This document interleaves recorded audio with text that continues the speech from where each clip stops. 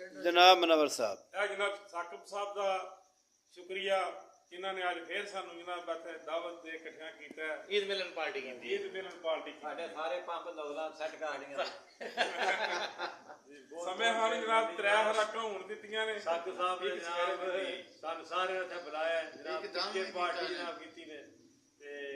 बहुत बहुत इन्हां दी मेहरबानी ते सारे संगीत साथियों सलाम साहब शकूर साहब हुण चौंदा सुट्टणगे कोई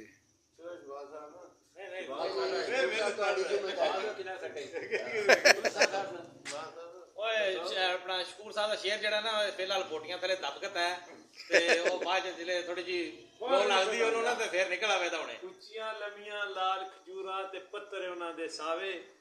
ਜਿਸ ਦਮ ਨਾਲ ਸਾਂਝ ਸਾਡੀ ਸਾਨੂੰ ਉਹ ਦਮ ਨਜ਼ਰ ਨਾ ਆਵੇ ਗਲੀਆਂ ਸੁੰਝ ਉਜਾੜ ਬੇੜਾ ਸਾਨੂੰ ਬੇੜਾ ਖਾਵਣ ਆਵੇ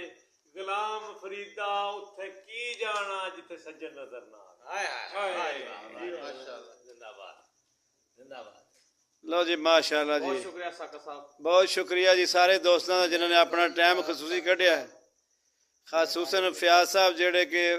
ये रवानगी नूं तैयार ने ते अल्लाह ताला इन्हां नूं बरकत देवे माशाअल्लाह जी समा खान साहब खसूसी टाइम कढ़ के आए ने फयाज साहब भी महर अफजल साहब दे अगे भी जिक्र जानी ने ते मनवर साहब जनाब सब तो पहले पहुंचे बल्कि इन्होंने तैयारी की थी सारी कि इन्होंने पखी नहीं झोली है मलक साहब भी पहुंच जाए जनाब ते आमर साहब का बहुत शुक्रिया जिन्होंने स्पैशल टाइम कढ़ के आए ने नहीं तो रात नूं इस टाइम ना निंगे होए होंदे ने चादर उत्ते लैके ना समझो कोई होर है तो शकूर साहब भी अज टाइम कढ़ लिया जे बादशाह